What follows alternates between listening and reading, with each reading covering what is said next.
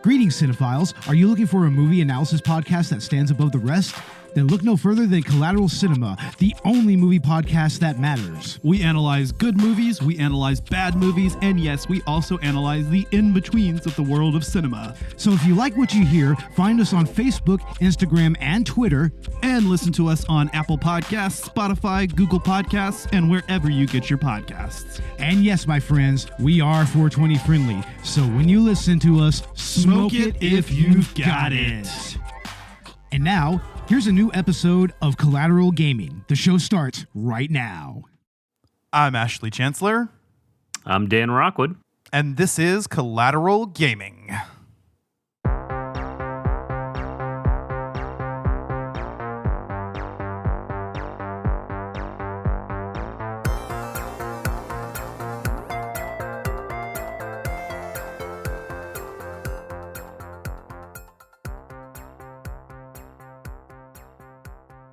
Welcome to Collateral Gaming, the only video game podcast that matters, where we focus on good games, bad games, and everything else in between in the world of gaming. We are podcasting straight from Houston, Texas, and yes, my friends, we are a 420 friendly podcast, so whatever you have, smoke it if you've got it. Welcome to part 1 of our Ghost of Yōtei review, and joining me today is Dan. How's it going, man?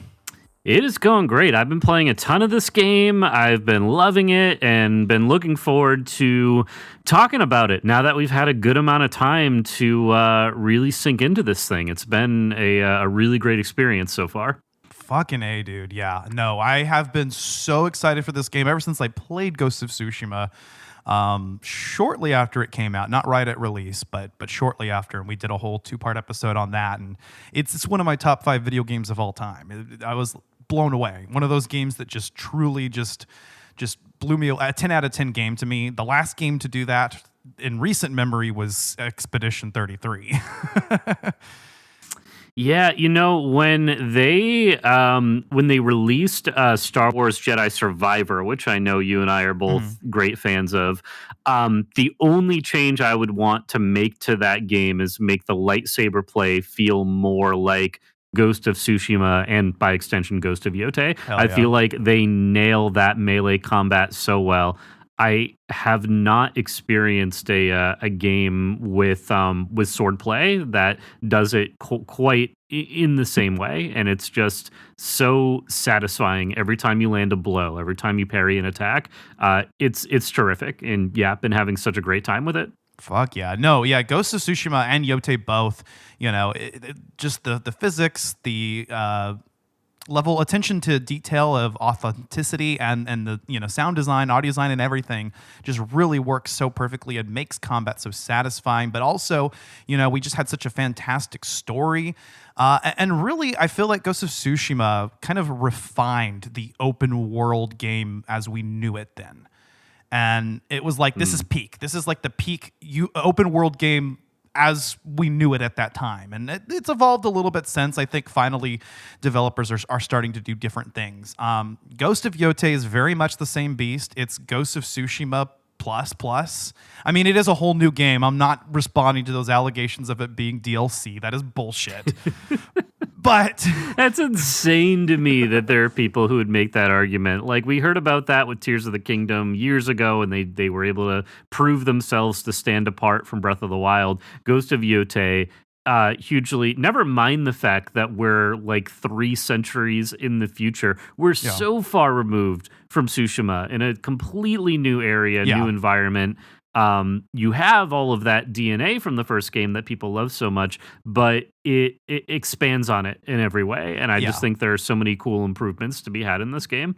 Well, and there's a growing trend with a lot of games that were just truly innovative, revolutionary games that really just blew people away, like Ghost of Tsushima, like God of War 2018, like Marvel Spider-Man, all of which got sequels that were the same game, but a little bit better, or maybe a lot better.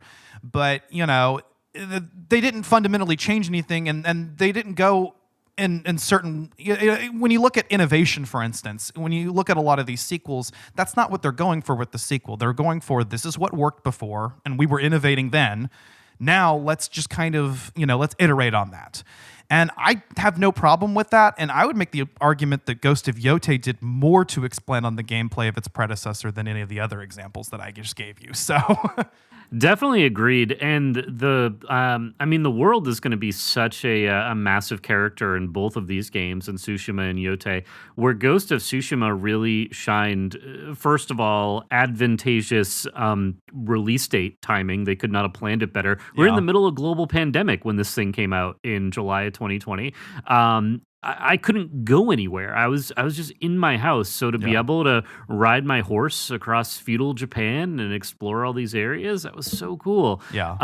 So for Ghost of Yotei to come in, I haven't done a direct one-to-one comparison yet, but just looking at it, the scale of the world, how filled it is, it feels like it's living and it's interactive, and there's feels like a lot more wildlife, and there's like, herds of wild horses that you can see as you're, out galloping around, and there's just so much cool stuff. That's why between the two of us, I mean, I'm a little bit further along in the main story than you, but we the game doesn't force you to go in one direction. No. Ghost of Tsushima, there are side quests, and there are things and errands you can take care of, but the game kind of guides you in a linear fashion. Yeah. This one, it's a little bit more freeform, and you can just sort of go and do whatever. Yeah. And there are times when you interact with the main story, and there are times when you don't. And that level of control is really cool for the player to approach. It can be a little overwhelming too, but really cool and a lot of fun. Yeah, like you said, like that's really the main difference, is that Ghost of Yōtei is actually a true open world game, whereas Ghost of Tsushima, I don't know if it's officially labeled as such, but like you mentioned, it does kind of have a linear progression through its world. You can't access all of it at once, but Ghost of Yōtei absolutely lets you go to any number of regions, whenever you want. So it that's one way that it's significantly different. But I even just found the way that they changed progression, the way that they kind of and I guess in a lot of ways that's adapting to that more open format. Like, for instance, you no longer get technique points through accumulating experience like an RPG. They kind of remove that whole aspect of the game, and instead you go out and you find these shrines and you instantly get a technique point. So it actually rewards you for exploring the world. In fact, it's actually necessary. And I've even found that getting many of the necessary tools and things, and even getting the different weapons, which are the equivalent to stances, and we'll talk more about those later. All of these things are found by exploring the open world and going, not beelining through the main quest. And that's something that in this game I feel like is encouraged less due to that open format. Yeah, I just got to a point that is there's a reward. There's a system that is locked behind you unlocking all of the stats for a particular weapon, and there's basically the person training you says, come back once you've learned everything, and then we'll kind of go and do the final lesson and figure this out. So it's cool because that's a further incentive, because looking through all of those skill trees and the different points, and again, can be a little overwhelming at first, to the point where I sort of stopped paying super close attention to what I was putting stats into. I was just like, okay, I unlock the dual katanas pretty early on. I loved using those. I want as many options as possible. Yeah. So I'm going to put like all my points into those to get started. And I just sort of did it linearly and just completely filled a column and then moved on to the next thing and just went through. And I have found, I don't know how many shrines and areas to get these points in, but I still have a good amount left that I need to fill in to fully complete. So if you are a completionist and you want to get every ounce out of this game, they give you a whole lot to do. And there's a lot of really cool stuff in those side quests and in the side characters you meet. One of my favorite things in Ghost of Yōtei is the bounty boards and picking up the different bounties. And you can just be a bounty hunter if you want. And you can just go off and take these bounties and go and hunt these people down. And in most cases, you fight and you kill them. In some cases, the story gets kind of flipped and you find out that they're actually like just innocent and they're kind of on the run, and you decide to keep their secret for whatever reason. Like there are cool things that that are totally optional. You don't need to interact with that stuff, but No. doing so you can, and you get a really cool armor set out of doing a bunch of those bounty missions. So there's just some really cool stuff like, you know, hidden throughout the world that I think it would be easy to miss if you didn't want to go through and handle all of those different side quests and stuff. Yeah. And I mean, by not exploring, even if you try to go and beeline things, I mean, you're going to miss out on important equipment. So, and like you mentioned, I mean, the bounties are fun. I really like those. What I really was surprised by in this game was the attention to detail in all of these different, you know, side quests and objectives and encounters that you find is they're all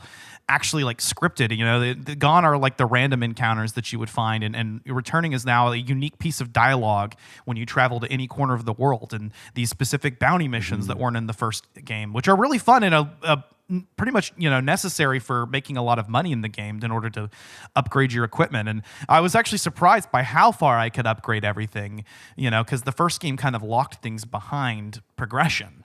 And this game, you can fully devote your resources into upgrading a piece of equipment or putting all your technique points into one area. I mean, for me, I'm going to go ahead and max out the assassination stuff first because I like that. But I also I also found that the game was offering more varied ways of going through encounters that discouraged me from completely stealthing it through. You know, in the first game, I think I would reload things and try to do it perfect stealth or not, or I would go all out, but I'd pick one, right? Here I'm finding that every single encampment, by the way, the encampments all have like stories and lore and things to find if you listen around and look around, you know, and but I'm finding that like as you move throughout those areas, you know, it makes more sense to just kind of vary your strategy depending on what's available to you. So, yeah, I'm really, really enjoying Ghost of Yōtei so far. I mean, as far as the gameplay goes, 100% an improvement over the last game. I don't think either of us can debate that. Yeah, definitely not. Sucker Punch definitely knew what they were doing when they were just going through, developing, adding. You mentioned, you know, controversy of people thinking this is DLC. That's insane to me. This is a fully realized, fully developed sequel. They did such a great job. I love Atsu as a protagonist. She's such a cool character to play as. There's so many cool things to discover in this game. And one of the crazy things about it, and this could be, it could be taken as a criticism, and I don't really mean it as a criticism, and it's also my fault for the way I'm playing the game. I am, without spoiling anything, I'm 56 hours into this game. I just unlocked smoke bombs like an hour ago. And that feels insane to me. That should have been unlocked like hour 4, but also my fault. If I just followed the story, maybe I would have gotten it a lot sooner, but instead I would get to a new region, and I wrote an article about this on TechRaptor, but I wouldn't even open the map. I get somewhere new and it's like, all right, we're just going to ride the horse around for a while and see what we come across and see who we talk to and, you know, go our own way there. And so I would do that, and then once I sort of exhausted exploring that way, then I opened up the map, and then I would start to check things off and figure stuff out. So I was very methodical as I was going through region by region, which is why it took me so long to get what feels like a pretty necessary upgrade and ability for this character. But it's so funny that it was, you know, dozens and dozens of hours of gameplay before I got like one of the key parts of her arsenal. Yeah, no kidding. I mean, same experience for me mostly. I read your article on TechRaptor, and you messaged us about it in the Facebook group chat. And I was like, no, that's a really cool way to play. And my style of playing is not dissimilar. I mean, I do open the map, pick an objective, and I let the wind guide me. But then after that, a lot of times I find myself just kind of letting the game guide me. Like, it's like, okay, I see something cool over there. And I approach Tsushima mostly the same way. Like, if I encountered side objectives, I do them along the way. But now I'm finding, you know, like these full-fledged quests and bounties when I'm on the the way to my destination, or I just see something interesting that I want to go check out. And so I'll kind of just let the game guide me and take me where I want to go. I admittedly opened the map up a lot more often than you do, but I found myself opening it less than I would in other games, and including Tsushima, because the game just has such an intuitive way of guiding you to destinations. I remember one time I was heading up north through past the region with the Ainu, and I remember, or actually up toward that region, and I remember I kept getting songs that would give me new guiding winds to new places. So I was like, well, let me play this song and see where it takes me and get to the nearest altar of reflection, or a shrine where I can get charms and stuff. And it's been really, really fun to just kind of just let the world guide me and take me where I want to go. And I feel that is another way that this game, distincts itself from what came before it, is that just the very approach to the game has been fundamentally changed to adapt to a more open design.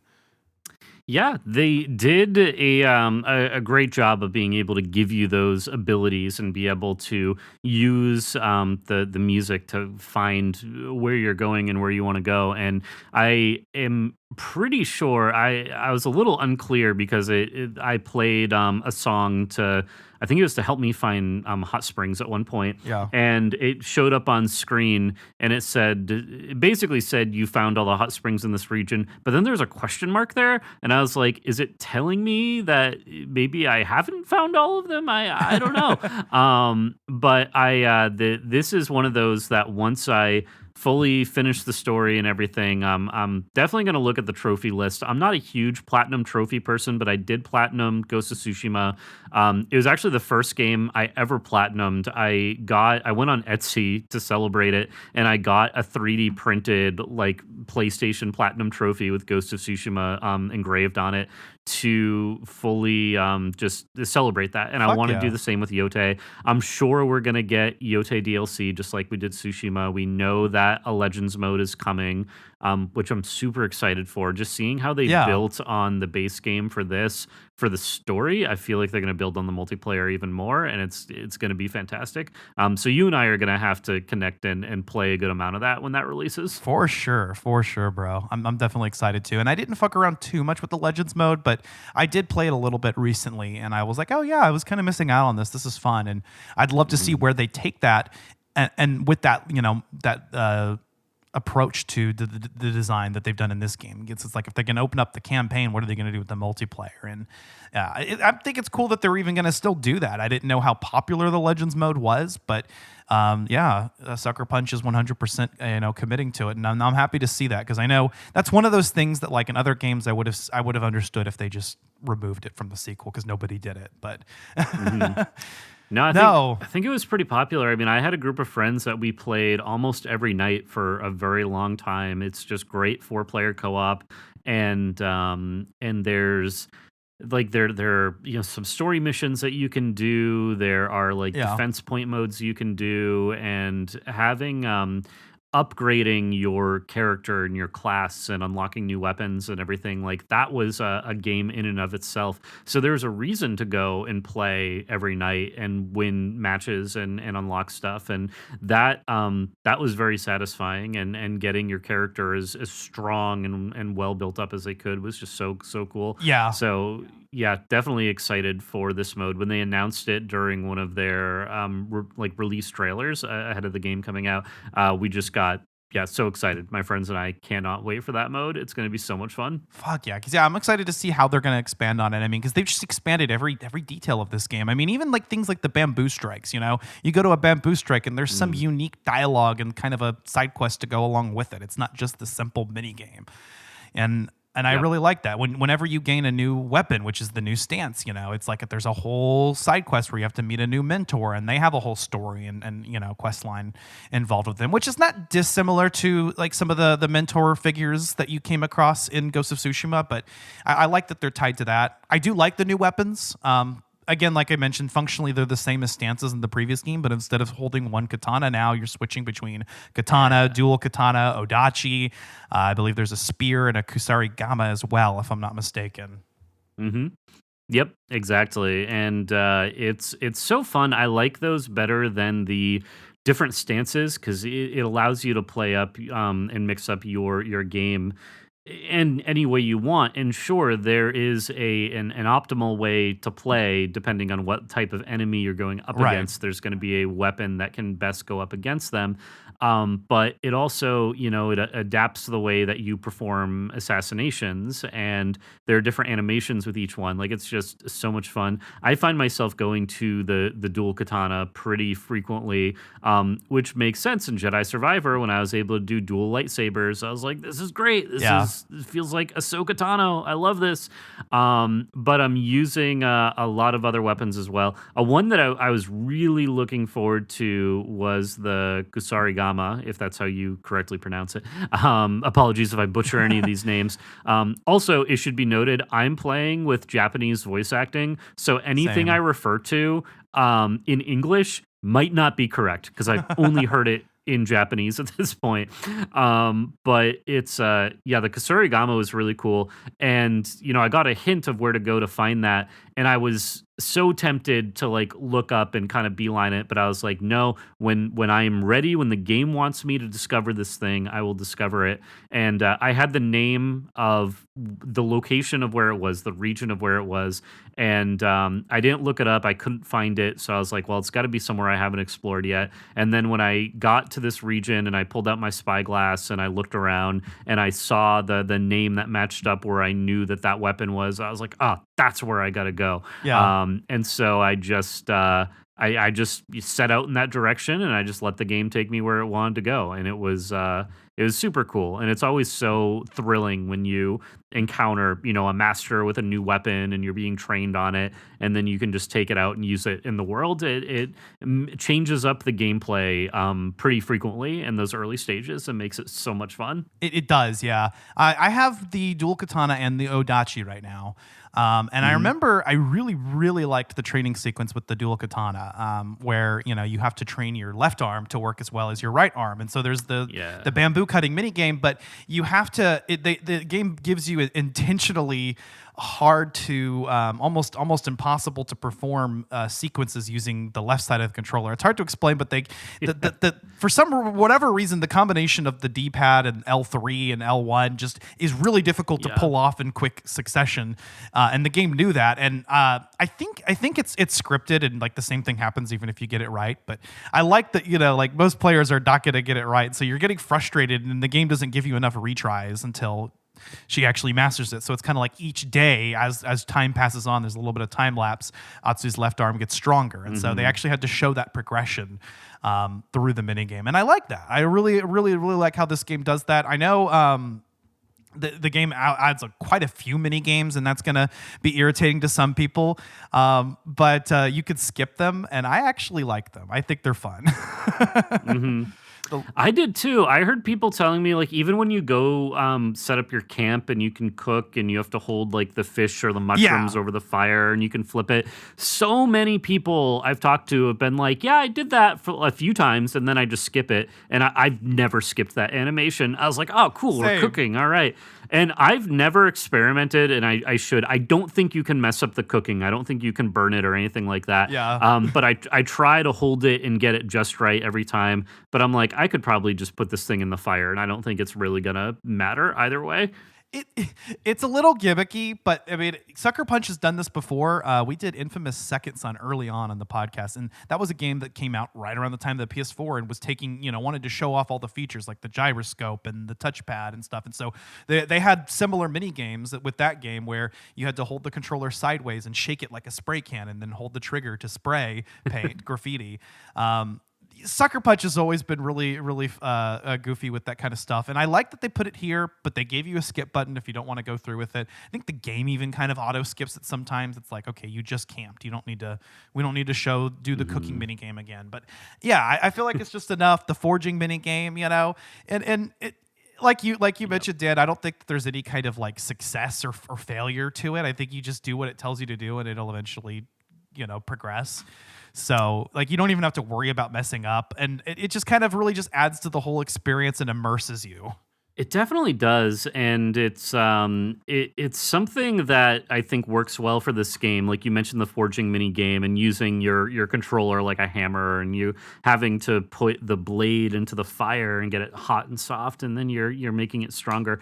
Those parts of the game are so much fun to me, and it's just so cool. Like you're physically making yourself stronger and your weapons more effective. It makes me wish that this game had more RPG elements. Like it would be cool if you went and found a larger variety of weapons or different types of katanas with different stats and things. And yeah, this game is not designed really to handle that. You're supposed to have your core set of weapons, Yeah. and that's what you focus on.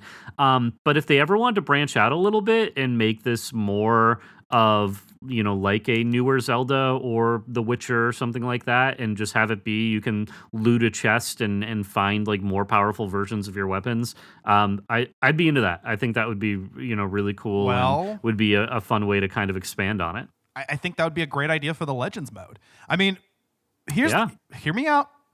What's the natural progression of the Legends mode? If we're gonna take, the campaign and make it more open, what do you do with a multiplayer mode? You make it a fucking MMO. That's honestly what they got to do, is just kind of make it pretty much. They don't have to be fully. They don't have to fully invest in it to make it feel like an MMO with players in a shared world. Or I really feel like that's something they could do with the Legends mode. That's something I just came up with, but Yeah, to be able to go around, explore this region, or even if they built out a new area with friends, would be awesome. I don't think we're going to go that way, at least not at first. I imagine that's going to be very similar to how Legends was in Ghost of Tsushima, but there's always opportunity for these things to get updated, especially if they're going to make this, if they want this to be ongoing and people to keep playing. And Ghost of Yōtei has sold very well. I think over 3 million copies last time I checked. So, performing very well, really strong first party title for Sony. It kind of worked out that Grand Theft Auto 6 got delayed a year because this was going to almost directly compete with that, or at least be in the same, neighborhood of it.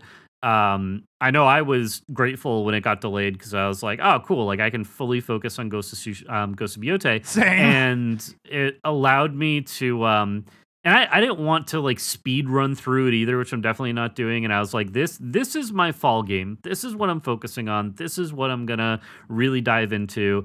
I picked up Pokemon Legends ZA and I'm playing that kind of on the go when I'm able to. And I'm going to pick up Metroid Prime 4 in a couple weeks. Like I'm really looking forward to that. But Ghost of Yōtei is like my anchor game right now. Yeah. And then everything else I'm sort of playing like on the side when I have time. Yeah, it's my main game right now. This and I guess kind of like my nighttime like Switch game is Hyrule Warriors at the moment. Oh, nice. As the new one just came out. But I mean, really any gaming time I get, I'm throwing into Ghost of Yōtei because I've been waiting so long to do it. We had a backlog to get through, and I had to get all of our previous games play. I had to play all the games and get all the previous episodes recorded. We just got out Silent Hill F. And then I've been traveling back and forth between my hometown a lot. And then, you start talking to a girl, and now I want to spend all my time talking to her instead of podcast prep. And then she stops talking to me. Well, now I got a lot of time to just throw into Ghost of Yōtei. And you know what? This is just a great game to spend when you're kind of just in that state of mind where, you just don't want to be in your feelings about anything. It's like, no, just get a game that like guides you around. And you just took us on a roller coaster. That I feel like I just got an insight into your life that I wasn't expecting and I wasn't prepared for. It's okay. Yeah. I mean, that's just autism, Hey, I like it. I prefer people who are forthcoming with their feelings and their experiences. It makes things a lot easier for me, I think, to talk about and work through.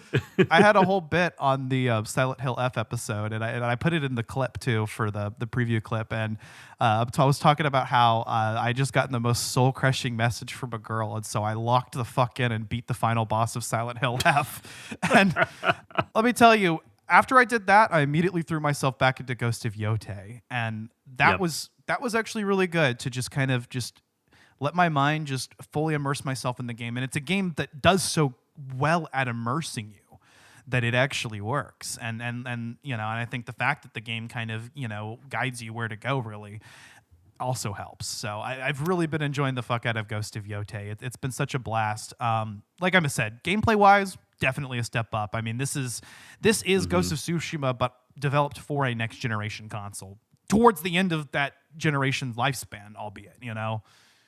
Yeah, Tsushima came out. It was July, and then PS5 hit November. So there was a 4-month gap between those, Yeah. and then it not long after got a performance boost of a PS5 version. To the point where I started this game on my base PS4, and I beat it on my PS5 because I was playing it throughout that whole time period. And then, yeah, I got a PS5 at launch, and I was like, well, I guess I'm moving over here, and we're going to finish Ghost of Tsushima here. Yeah.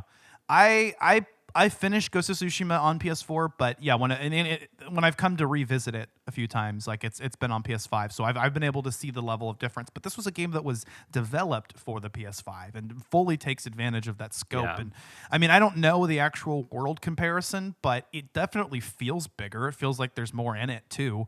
More interesting things. I mean, there's a little bit more open space, but those spaces are so pretty. I mean, just look. Yeah. I loved the first time the game kind of lets you free in the world, and I'm moving along, following the wind, and then I see a pack of horses, and I'm like, I'm going to go follow those horses, because I know that animals guide you places in these two games, and that's one of the core aspects. Is, you know, it's kind of, again, as we mentioned, how the world kind of guides you to places. So I was like, well, maybe these horses will take me somewhere. They don't, but it was such a cool detail to have all these just horses running around and the individual blades of grass and not a single frame drop, you know, like all the time. It's so good. The other thing I want to mention is the intro sequence, because Ghost of Tsushima has one of the most beautiful cinematic openings I've ever played in a video game. And I was like, nah, they can't outdo that. Yes, they can. I cried, yeah, bro. and even the story, I feel like I like Atsu's story better than Jin Sakai's in Tsushima. Really? And I love Jin. Jin was such a cool character to play. But the game focused, and I mean, it was the whole point of being, are you an honorable samurai or are you a dishonorable ghost? Are you going to face your enemies head on, or are you going to assassinate them from the shadows? Atsu doesn't give a shit about any of that. And she's just like, these really bad people killed my family, and I'm on a revenge mission, and this is a revenge game. And I'm like, cool. There's no, moral quandary. There's no, oh, maybe I shouldn't, kill these. It's like, nope, we are barreling through and taking out everything in our path as we go. And it was cathartic playing that way. Whereas Ghost of Tsushima, you would get those cutscenes of like, guilt and remorse and all this stuff, or people trying to like lecture Jin on how he's been operating, and Atsu just doesn't care. Yeah. People try to talk her down, and she was just like, I do not care. These people need to be brought to justice, and I'm going to do anything it takes to accomplish that. Yeah. Well, see, and I'm going to agree with a lot of what I've heard online and say that so far Ghost of Yōtei's story hasn't impressed me as much as Ghost of Tsushima, and already knowing the premise, I don't know that my mind will be changed on that, but we'll see, how deep it goes. I think this game offers storytelling through its open format and gives you a lot more lore, which kind of fills in the gaps there. Because I do feel like and we'll get to that in a bit, but I do feel like the story of Ghost of Yōtei plays it a little bit more safe, whereas I felt like Ghost of Tsushima was just very tight with it's the narrative around Jin Sakai. So I'll disagree with you there. I think I do prefer Jin's story, but when we compare like the very like opening moments of the game, like cinematically, wow. But actually what I was referring to specifically earlier, and I kind of misworded this, but it was the title sequence of both games. And the title sequence of Ghost of Tsushima was something that just lives rent free in my brain. Just as he moves his hand through the white flowers on the horse, it's beautiful. It's absolutely the music, the build up, and I was like, they can't top that, but they did. And Ghost of Yotei's its title sequence just made me tear up genuinely, like. Because it was so beautiful. I remember another moment that did that was the ending of Tears of the Kingdom, where you're like diving towards Zelda. Yeah. find every last member of the Yotei 6, and I will bring you peace. I swear it.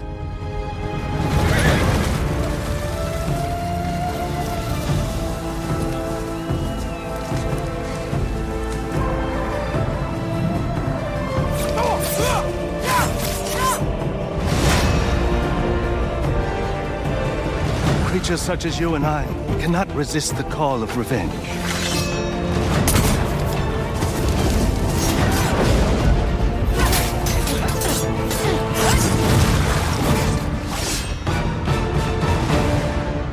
I found something new to live for.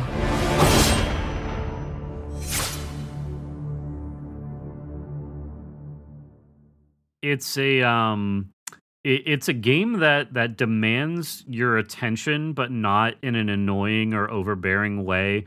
There are some games that I can play as a second screen experience while I'm watching a show I'm familiar with or while I'm doing something else.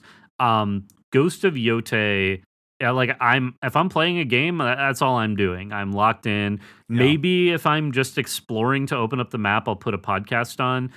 But also the cinematic modes are really cool to play around with too. I was using the and I'll have to double check what the name of it is, but it does basically like the lo-fi music that you can listen to as you explore. Watanabe mode.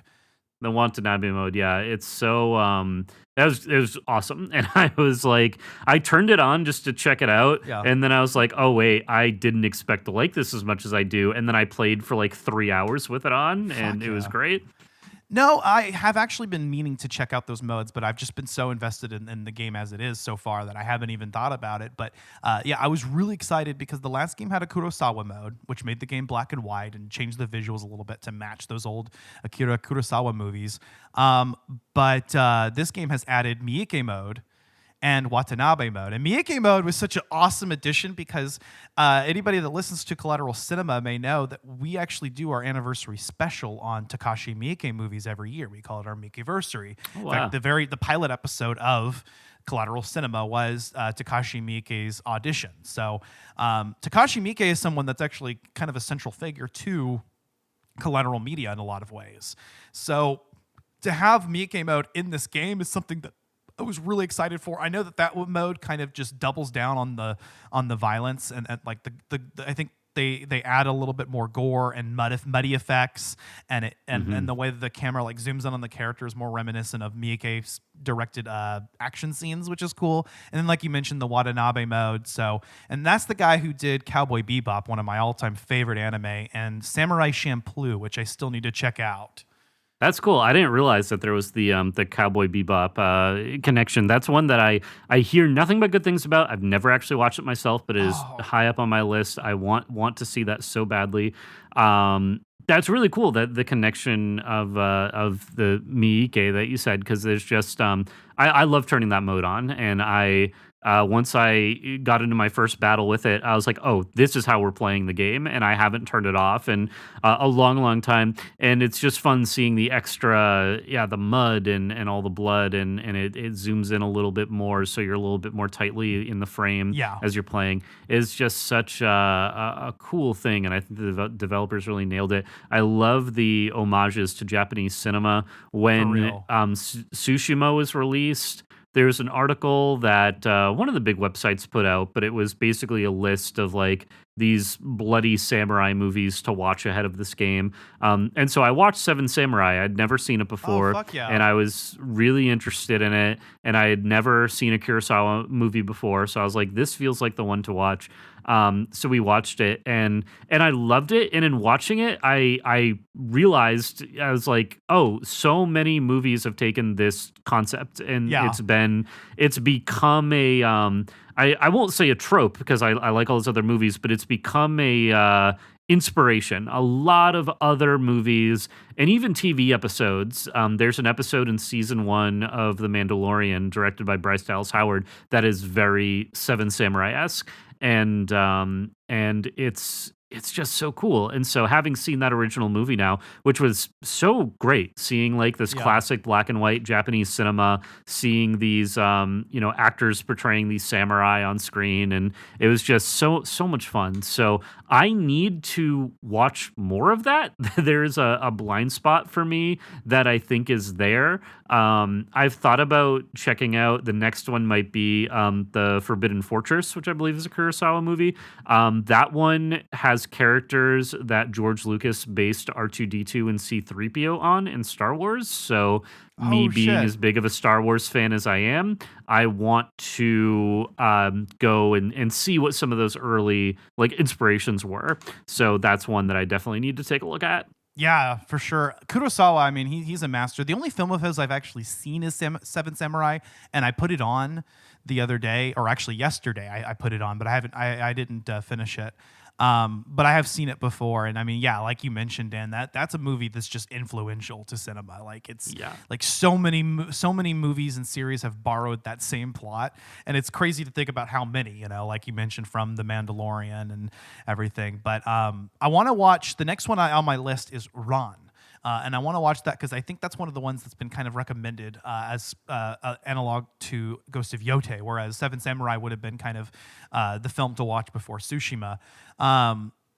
Also, I put on Ichi the Killer yesterday, but I'm planning on watching, and I haven't seen it before, but it's a Miyake film called 13 Assassins. Oh, cool. That would be awesome. I have to add a quick correction for myself. I said the Forbidden Fortress. It's called The Hidden Fortress. It was a 1958 Kurosawa film. Must have been getting it mixed up with the Forsaken Fortress from The Legend of Zelda: The Wind Waker. So a lot of similar words in there. So getting my lore mixed up. Yeah, I don't blame you. I think I would have made the same mistake, to be honest. And then also, Cowboy Bebop is a series I've watched a few times over, but I put that on the other night, and I'm going to put on Samurai Champloo for the first time because I mean that's kind of the more samurai-esque pairing from Watanabe to go with this. So yeah, it's like I want to enhance the Ghost of Yōtei experience with cinema, and that's really important to me. I feel like this is a game to do that. If this was a game that I could play alongside a movie in the background, I would, and if my PlayStation Portal worked. But my PlayStation Portal sticks apparently, unfortunately, don't work now. So, no. I know, because I would have loved to put a movie on in the background and play on the Portal. But at the same time, I do feel like this is a game that kind of demands your attention, like you said. Like you want to be fully immersed in it too. It definitely does. I've been thinking about getting a PlayStation Portal, and I might eventually, and I might even look to get one secondhand to save a little bit of money on it. It looks like a really cool device, but I'm a crazy person, and I just have like a pretty nice with a fast refresh rate and everything portable monitor that I keep in my living room, and so when I want to just play a game on my couch or something and watch TV, I just put the game up on that monitor, and I have a long HDMI cable that I pull out for it. And if I want to play it in another room, I always have an extra set of cables, so it's easy to kind of move the PlayStation 5.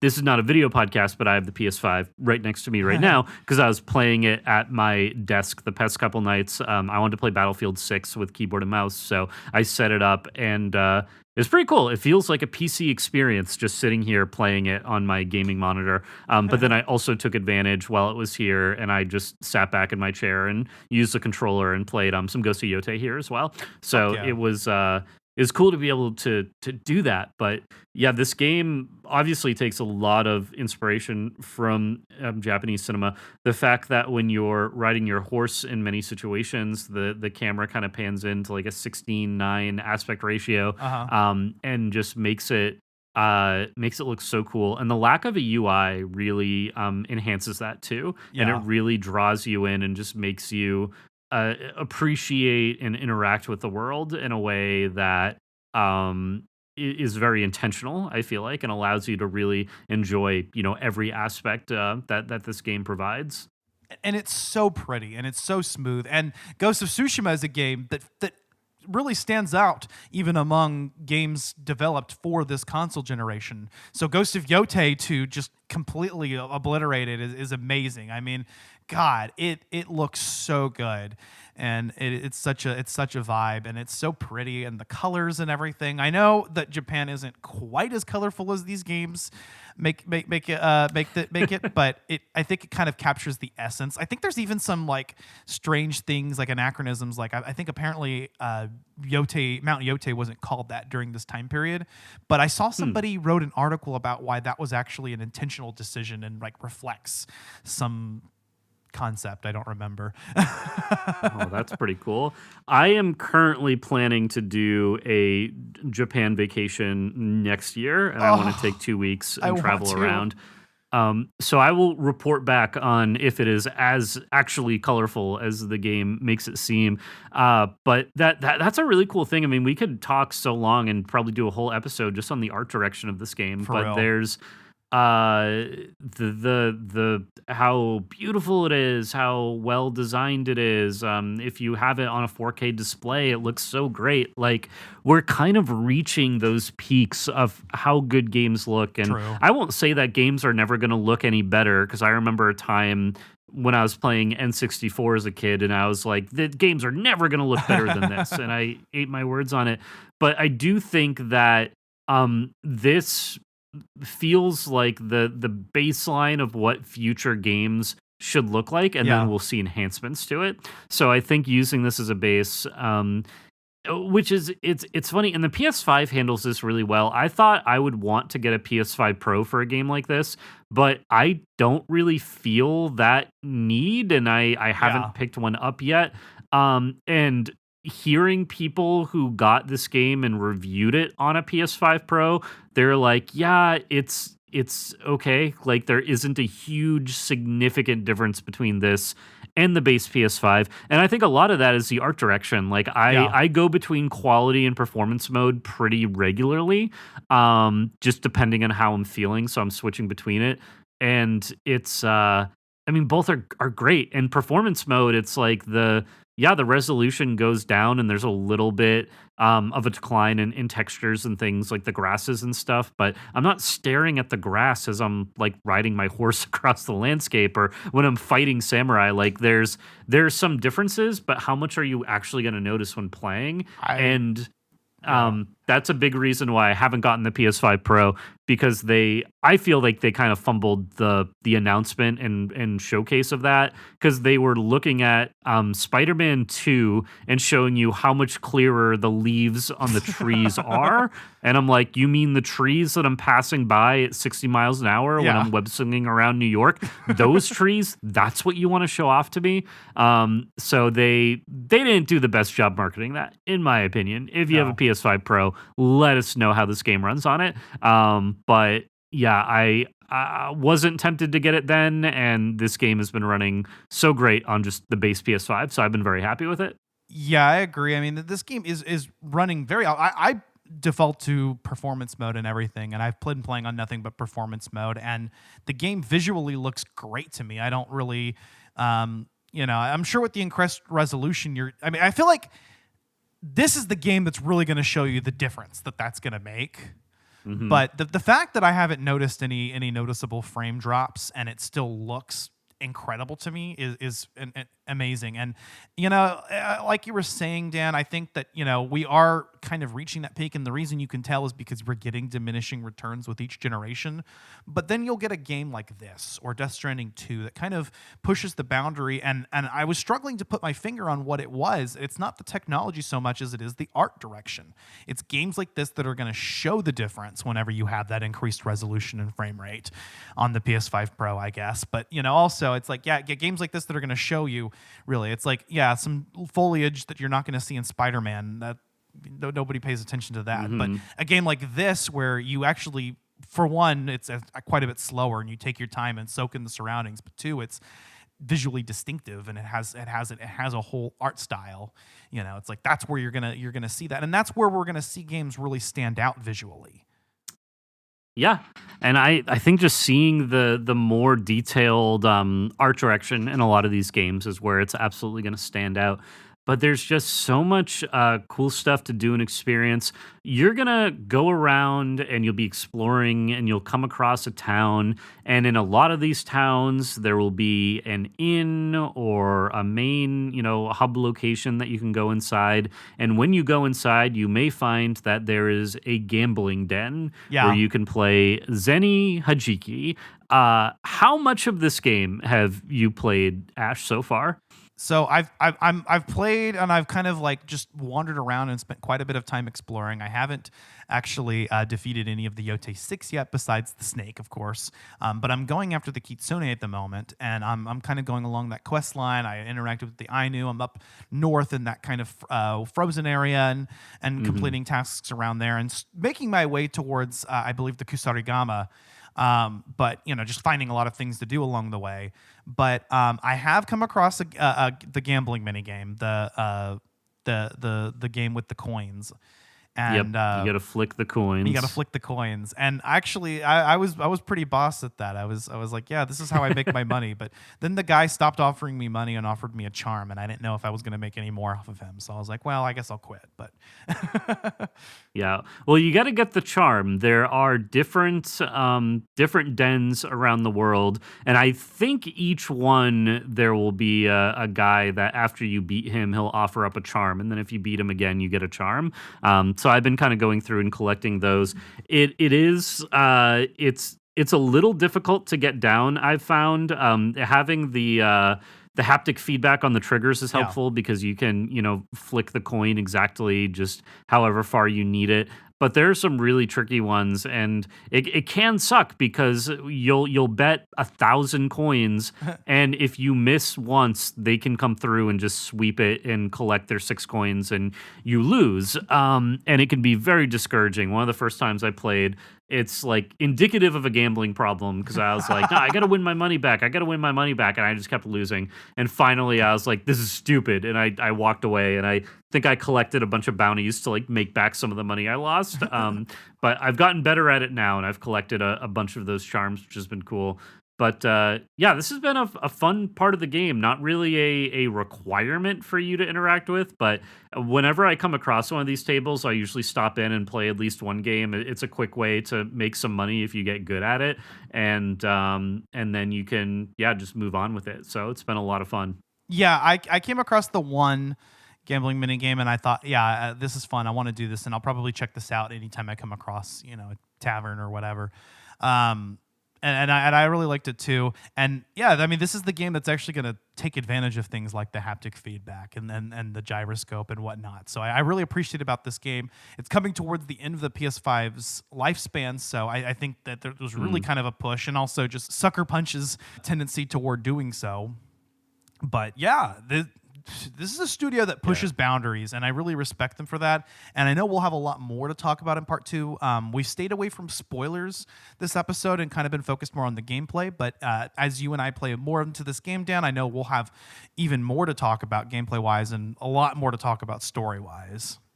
Yeah, no spoilers, because most of us, or between us, we don't have that many spoilers to give. Right. We haven't gotten to like end game stage, and that's what's kind of crazy to me. So something that they've talked about in trailers, and so if you've avoided trailers, maybe it's a spoiler to you, but there are like firearms in this game, and eventually I believe you can pick one up and use one, and it's added to your arsenal. I'm 56 hours into this game. I'm not there yet. Like I haven't experienced that part of it yet. And there's just a lot to do. There's, we're going through the story, we're going through all these quests and things, and we're gonna have a lot more to talk about once we both finish out the game. I'm doing a big push right now. I want to be mostly done, hopefully, before Metroid Prime 4 comes out in a couple weeks, but we'll see. I also don't want to rush it, and if I go through December and even into early next year, and I'm still playing this game. Like I'm not going to be mad about that. This is a fun game. It's games are expensive, so the more time we can spend on them and enjoy them, the better off we are. And I can play other games around this as I kind of go back and play more each day. So yeah, it's just been good. But I'm excited for the part 2, and we'll get into spoilers. We'll get into stories. Some of my favorite story beats and elements have happened in this game. Some stuff that I found genuinely unexpected and was surprised by. And there are little moments of Atsu's, tale and everything that are just very like heartwarming and also heartbreaking. And it just really takes you in all these different directions, and there are surprises along the way. So yeah, super cool story. The gameplay is where this game shines, but the story is fantastic as well. I'd recommend playing it for either of those reasons because it's just such a terrific experience. Yeah, definitely. So, as for, I don't want to say my final thoughts, but first impressions, because we'll do final thoughts in part 2. But first impressions, yeah, Ghost of Yōtei absolutely delivered on the promise of succeeding Ghost of Tsushima. I do feel so far, this might change, but I do feel so far Tsushima was a tighter story, and I feel like its focus kind of lends credence to that and the whole premise. I know Ghost of Yōtei, I mean, it's a revenge story, which in some ways is playing it safe, but it can be very effective. I mean, we have examples in video games, like Assassin's Creed 2 that tell very good revenge stories, and it does work. Those opening moments really do hammer home the tragedy of it and everything, and I even like the moments where you get to, I don't know if any other parts of the world do this, but the moments where you get to go back in time freely and switch between time periods at Atsu's home, that was really cool. That's a really cool mechanic, and I like it. And that's where you actually connect and start to care about the family that she lost, which is cool. They don't give it to you right away, but it's like you want to spend time and get this lore, you can. And that's the way this game tells its story. But like we mentioned before, gameplay-wise, yeah, absolutely a step up. This is a game that, and like I said, Ghost of Tsushima is like a 10 out of 10 game to me. So for that to improve on it is really a testament. And they could have fumbled it, but I had complete trust in Sucker Punch. I never doubted them for a second. And also, how great is it that the sales have been so good, like you said, Dad, despite the number of people that were going to boycott it because it was woke. You know what? I don't even care. I literally don't care if it's woke or not. That's not a concern to me. I play a game to have fun, and you know what? This game is fucking fun, and you are robbing yourself of a great experience by refusing to play it because of your weird, contrived political bullshit. I think games there are questions of if boycotting works or not, and I think especially recently there are examples of it does work and it does make an impact. In video games, though, very, very hard sell because how many people said they were going to boycott Hogwarts Legacy over J.K. Rowling, and that was the best-selling game of that year. It made over $1 billion. And you have almost the opposite here, right? Like people wanted to boycott Hogwarts Legacy because of the lack of representation and respect that J.K. Rowling has shown, a marginalized community. In this one, you have the opposite of that, of people rising up and being like, "Oh, you play as a girl? What? No way!" In both cases, the games were able to carve out like their fan base and perform very well, which is in both cases I think is just that's just good for video games. That's just good for people who want to make games and tell stories and have these get these experiences out to people. And I think it motivates what has been historically a very volatile industry, especially the past few years. So many layoffs, so many people not being able to get into the industry, or if they're in the industry losing their jobs. Like it's just it's been a really rough time, I think, to be covering games, to be looking at games and studios and everything. But we get these bright rays of light that games like Ghost of Yōtei are, and it's just so much fun. If I were to rate it right now, I'd give it a 10. It I think is my game of the year this year. I'll have to double check and look at all the games I played, but it's fantastic. The fact that it didn't get a Game of the Year nomination for the Game Awards next month feels insane to me. It's definitely worthy of being there. It's got to be a timing thing. So I don't, whatever. Award shows are award shows and everything, and art is subjective and all that. But it's wild to me that this game did not even make it onto the nomination list. But just so much fun. I'm excited to come back and record part 2. And yeah, we'll dive into spoilers and the story and our favorite moments and everything that I'm really excited to talk about. Fucking A, dude. Yeah. 100% go check this game out. Although, actually, if you haven't played Ghost of Tsushima, I actually would recommend playing that first. If you're going to play both. If you're only going to play one, though, play this one because it's Tsushima, but better, at least in terms of gameplay. But I do feel like those two games are games that both should be played. And yeah, go play it despite whatever issues that you might have. I mean, I heard people say the most bullshit things. They're like, oh, well, I'm not going to play it because one of the developers said something about Charlie Kirk. You know what? Sucker Punch fired them. So why are you complaining? Regardless of where you land on the issue, it's a non-issue. That's and Ash, I feel like you and I can sort of relate in that, not to make this a political show or anything, but I'm just like, okay, I can look at someone that I disagree with on an issue and say, okay, and I understand and I get where you're coming from, but what do you want, or what's your end game? Yeah. Like what goal are you trying to achieve? And let me, not help you achieve your goal, because I disagree with you, but it's just, I see it a lot. I see people when they, it's like, write to your senator to stop this bill coming through. And it's like, okay, I can understand that, but what do you want as an alternative? What is your solution? Yeah. If you don't want A, then what is B? Sometimes people just get so much into stopping something, they aren't thinking as much about having the, a solution there.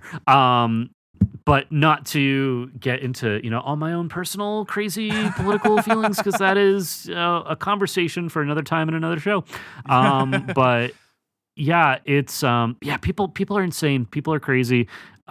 This game is great, and if you were to boycott, I mean, we were talking about Ghost of Yōtei, but this can be about anything. It can be about movies. It can be about a book that comes out. The number of people that work on a project like this, between artists and voice actors and everything, if one or two people are bad people on this project, there's still a ton of other people you're supporting by buying this game. Yeah.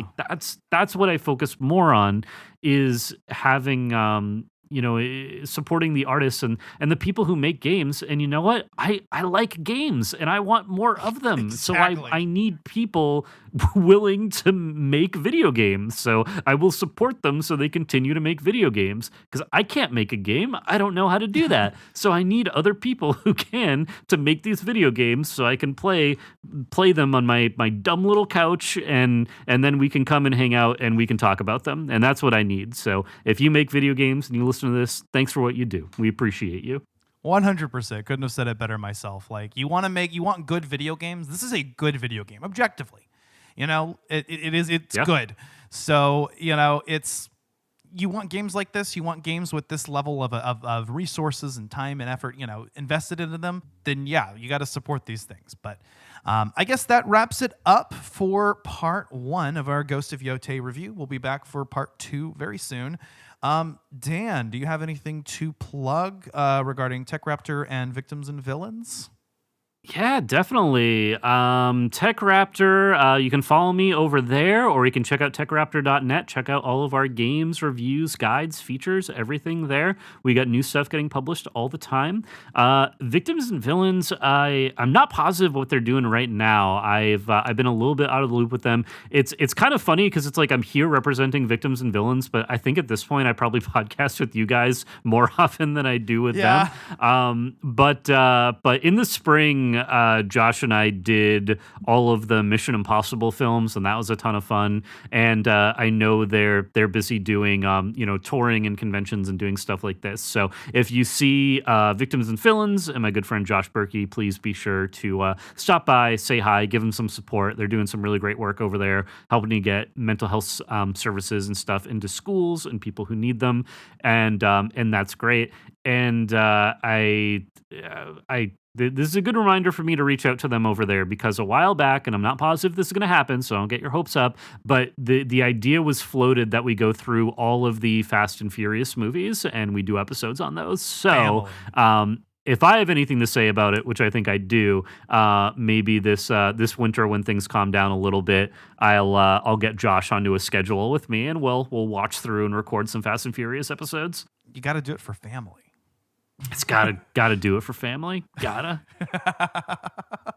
Fucking A. Yeah, no, we're actually going to be working with Victims and Villains here this Christmas for our annual holiday crossover. So I believe we're doing the new Silent Night, Deadly Night on Collateral Cinema, I mean. And I think on the Victims and Villains side, I might bully my way onto that episode if you don't have too many people lined up already. Yeah. I would love to talk about that movie. Absolutely. I'll talk to. I'm in a group chat with Josh and Bo actually, where we're discussing this. And then I think they're doing Santa's Sleigh. Oh, nice. I haven't seen that one. And we're going to guest on that because we kind of do like a crossover where we guest on the Victims and Villains and Victims and Villains guests on Collateral Cinema. So yeah, we have a great relationship with that nonprofit organization here with Collateral Media, and you know I've even made a good friend out of it with you, Dan. I mean, at this point, I'm like, do I even bill Dan as a special guest? Because I feel like he makes as many appearances as some of my co-hosts. I know this is the perfect thing for me and what I've wanted for so long, because when I did run my own podcast, and my co-host Chris was really great about, editing episodes and doing everything, but it was a lot of planning and work and everything, and I just got so busy that it was hard for me to keep up with. But I love doing it, and so to have an outlet like this and be able to come on and guest and offer hopefully some cool points of view and some good conversation pieces and everything, and then not need to be responsible for all of the management parts of it, which Ash, hats off for you for everything that you do with this show and this channel and everything. It does not go unnoticed, because editing and releasing and scheduling podcasts is a lot of work, and you make it look so easy, but there's a lot that goes into it. So it is great coming on and being a co-host here, and it takes a lot off me, and the appreciation is huge for the amount of work that you guys put into this stuff. Yeah. I don't always feel like I'm doing a good job planning all this stuff because everything gets out so late on time. But we got Ghost of Yōtei within a little over a month past its release. And this is a game where, you definitely could use that time to spend on it. So, I think we're good. And we're catching up and stuff. And really, I just kind of see it as I just kind of have a rotating rotation of hosts per episode. So, there's going to be some episodes that I'm going to have Bo on, some episodes I'm going to have Megan on or Zach on or you on now. A lot of times, it's like, as long as I've got somebody, because I don't want to just talk about this by myself. So I appreciate you and everyone else for coming on when you guys can, for what episodes that you're interested in. And yeah, it's been great. As for what's coming up in the future, like I mentioned, part 2, I'd also love to do an episode on Hyrule Warriors Age of Imprisonment, and I'll do it by myself if I gosh dang have to, because I'm really excited about that game. And it's any new Zelda game is a great time for me. Zelda's my favorite franchise of all time, so I gotta cover the new Hyrule Warriors game for sure in some way. Megan and I also talked about doing a game recommendations episode soon, and Bo will be there for that too. So we'll do that for on the Collateral Gaming bonus round. We'll have a game recommendations episode. We haven't done one in a while, and after that, we'll be getting into... also, this month, we should have out our collab with Collateral Cinema on Lara Croft Tomb Raider, the one with Angelina Jolie. So I just put that movie on yesterday, and that's a great film from my childhood. So I'm excited to talk about that. And then coming into next month, we will be doing Metroid Prime 4, and I hope that you'll join us for that as well, Dan. And Zach will be there too, because Zach is, I don't know if I've announced this officially yet, but Zach is kind of stepping away from the podcast, at least for the time being, for personal reasons. But he did say he wanted to do Metroid Prime 4, because I know that we're really excited about that game. So it'll be another situation like this one, where we'll have part 1 be spoiler-free and part 2 full spoilers. And then our holiday special will be Zelda: A Link to the Past, which is one of the only Zelda games I've never completed. So that'll be fun to actually finally put that on the bucket list. Yeah, A Link to the Past has been on my list for a while, and hardcore Zelda fans, which I consider myself to be one, and you as well, Ash, but Exactly. people who have played a lot of the older games are like, you never beat Link to the Past, what do you mean? Yeah. So I have to do it. I own it on probably like 3 or 4 different devices at this point. Same. I just need to pick one and set the time aside to play through it. But yeah, a very, very beloved game, and I played and beat A Link Between Worlds, and I got to go back and do A Link to the Past. Yeah, you were on our Link Between Worlds episode. I remember that. So, and yeah, it's kind of a crime that I've never finished Link to the Past. I've gotten close, but I've just, for some reason, I've never actually completed the game. So I'll finally do that this holiday season. We'll have Angry Video Game Nerd related holiday bonus content as well on the bonus round, and then our year in review episode sometime in January. So that's everything that's coming up. For Collateral Cinema, by now we should have out our episode on The Amazing Spider-Man. And as mentioned before, Lara Croft Tomb Raider here this month. And then next month it will be Bad Movie December. So we're covering The Buttercream Gang 2. And that's great because The Buttercream Gang is an all-time classic bad movie on Collateral Cinema. So it's fun to return to that finally. And as well as another tradition of ours, Neil Breen's Cade the Tortured Crossing, which is a sequel to Double Down. No, not Double Down. Whatever, one of his fucking movies. like they're all like the same like 2 or 3 films, to be honest with you. But anyway, so that's what's coming up with Collateral Cinema. And like I mentioned, our holiday special will be the Silent Night, Deadly Night episode with Victims and Villains, and we'll have holiday content on the director's cut as well. And you can find us wherever you get your podcasts. Also, check out Collateral Let's Play on our YouTube channels. And we should be getting out more Phoenix Wright Wednesdays very soon. Bo and I finally made it through Turnabout Sisters from the first game. So we'll be moving into Turnabout Samurai as soon as I get down there and visit with him. And I'd like to reintroduce Call of Duty Saturdays as Shooter Saturdays. And I'd like to cover both Battlefield 6 and Black Ops 7 as kind of our first episodes on that. But I'd also like to do some old school shooters and some boomer shooters and stuff. So we've got a lot planned. And maybe finally actually start doing some Let's Plays on games that I'm playing, especially ones that we haven't gotten the chance to talk about. So that'll be there's a lot to look forward to. And if you want to support the show, we do have a Patreon. We have a Buy Me a Coffee and a merch store on Dashery, which you can find in the show notes. And I think that's just about it. So we will see you guys in part 2. For now, I've been Ashley Chancellor. I've been Dan Rockwood. This was Collateral Gaming. We are out.